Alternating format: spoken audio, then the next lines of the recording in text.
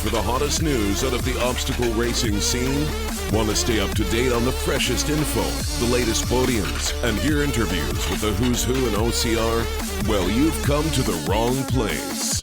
Well, some of that you'll find here. But we're not the media. This is not ORM, OCM, OCRM, ORCM. This is OCR Talk.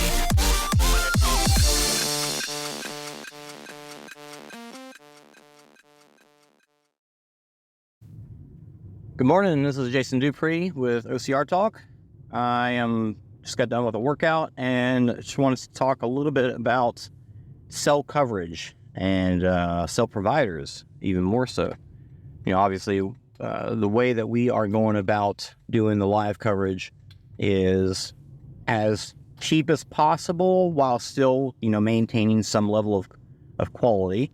Quality is important, but we're not ESPN. We don't have the kind of budget they have or the money to make that kind of stuff happen. There's not that kind of return on investment in this sport at the moment, and that's why Spartan and Tough Mudder and the other companies that were doing live coverage, why they're not anymore. So that's why we picked it up, so there's at least something.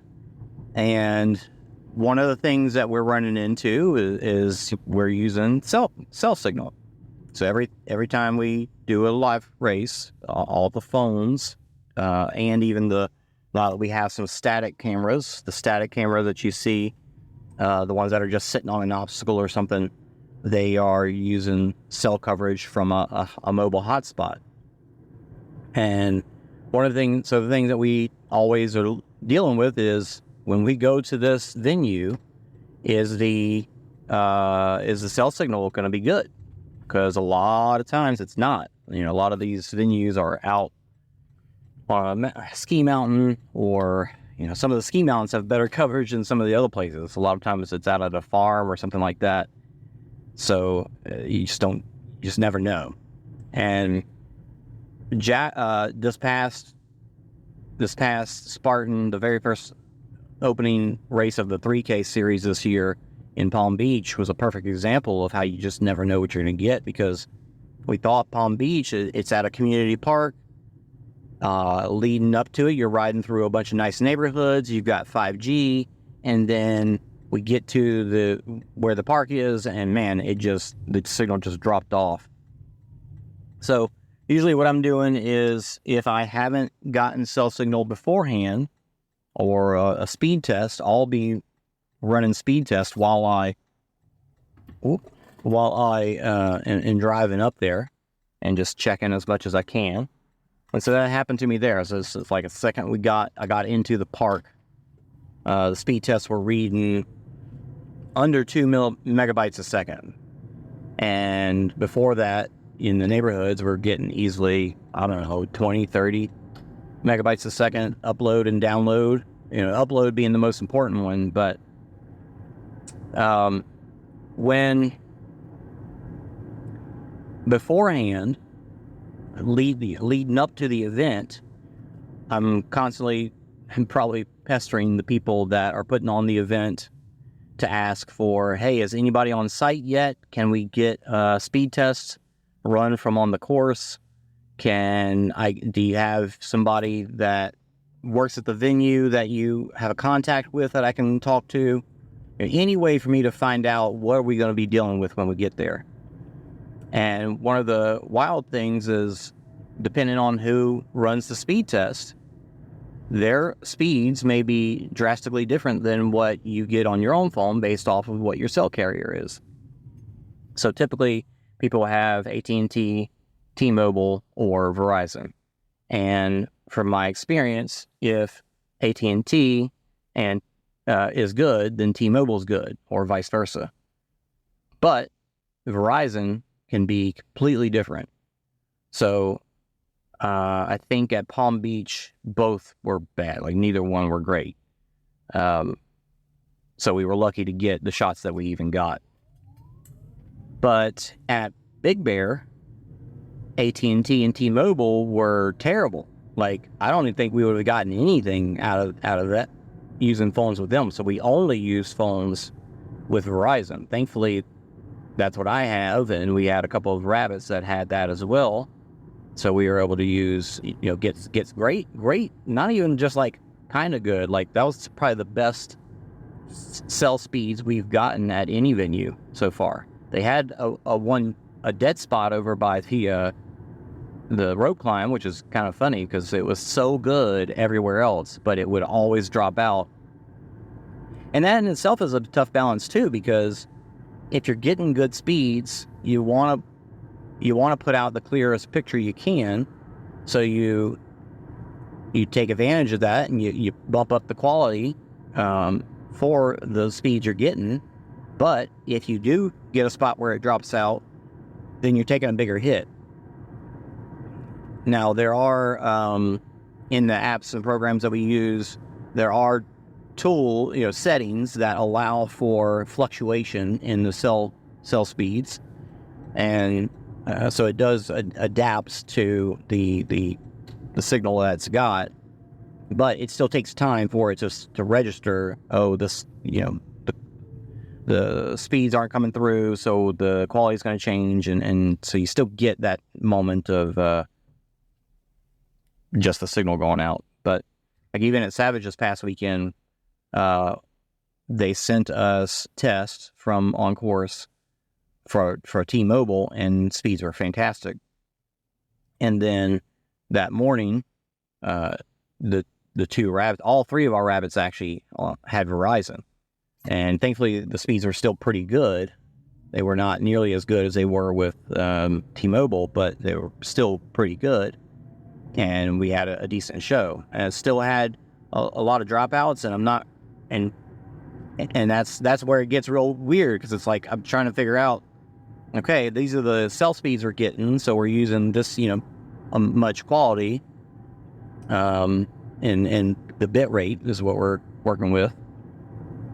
And, the latency should be okay. If we, like latency typically across the United States, even latency, round trip time. So time for a piece of data, a data packet to make it from Florida all the way to Oregon, Washington State isn't going to be more than, 1,000 milliseconds. Like that's on the high side, because usually like the one-way trip is it's going to be under 200 milliseconds. So if you play video games and you know what a ping is, you see your ping whenever you're playing video games, how long is the delay between sending a command, clicking the mouse or pressing spacebar till you see it, till somebody else sees it. So if you're playing a first-person shooter and you shoot, the delay between you shooting and it registering on that person's computer, that's your ping. And so usually like a ping of under 100 is good, 100 milliseconds. Once you start getting over 100 milliseconds, that's when you start getting some lagging, and maybe not just over, but like 200, 300, 400, that's where you really have a hard time playing a video game because of the lag. So same thing here. We have to account for not only just that standard ping, but round trip time. So it's how long does it take to go there and back, and then multiply that by 4 just to be safe. And so usually, you think, like I said, maybe 200 at the highest. Multiply that by 4, you got 800. So I'm usually trying to go with 1,000 milliseconds. I've tried 2,000. I've tried 5,000. Tried upwards of 8,000, I think. And so anyway, that's besides the point. The cell signals and the